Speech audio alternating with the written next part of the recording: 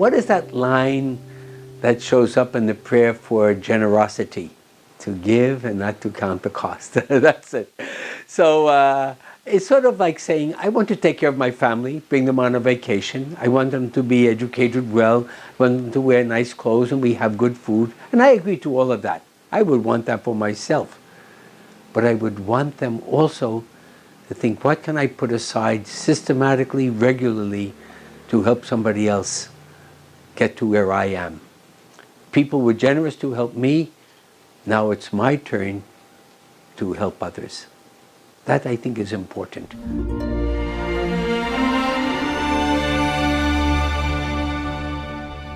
There were not even any programs at all.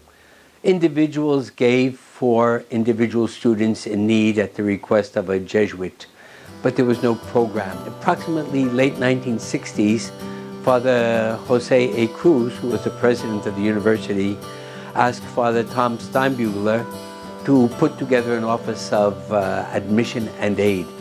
And he did that.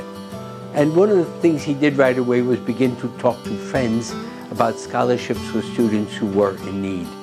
It wasn't really organized, it was a person-to-person event.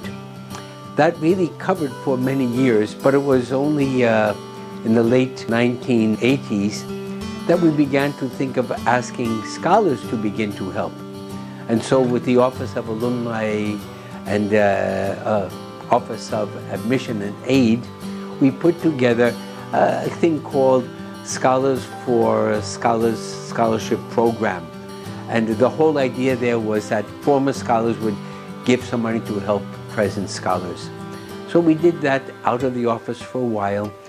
At a certain point, after I left that office in 1989, scholars themselves took over that project and they themselves put together their own organization. So it began from nothing to a place where the scholars themselves were running the scholarship program. It wasn't being run by the school anymore. The school was there as support, but it were the scholars who were getting to other scholars.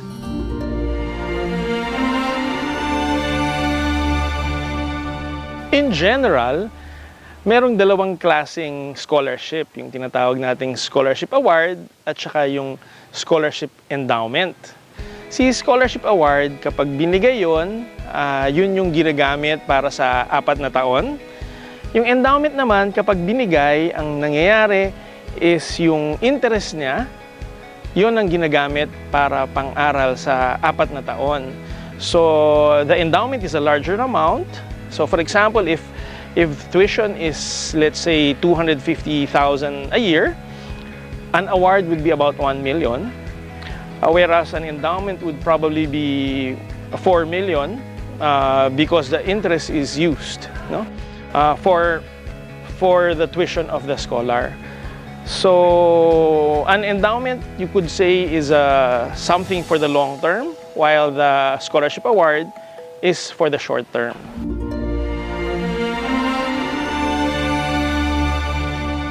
I recall when I was in the Office of Admissions and Aid that there was a whole stack of people wanting to come to the Ateneo but did not have the funds.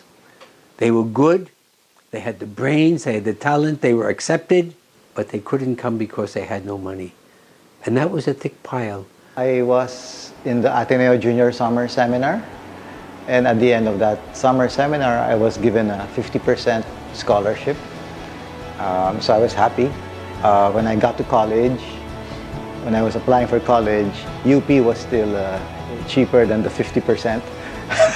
So I went to the admissions office and I requested, is it possible to top it up, at least to compete with UP?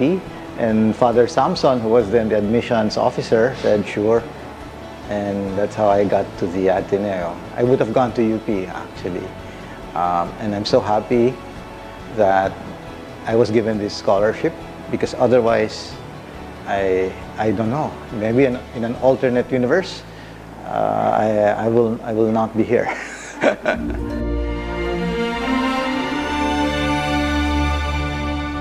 AASA in its first 30 years had graduated a total of 133 scholars.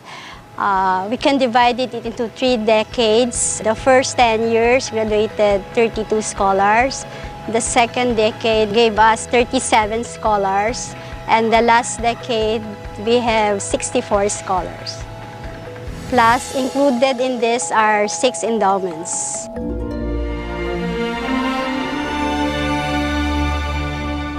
So ngayon nga, 30 years ng AASA.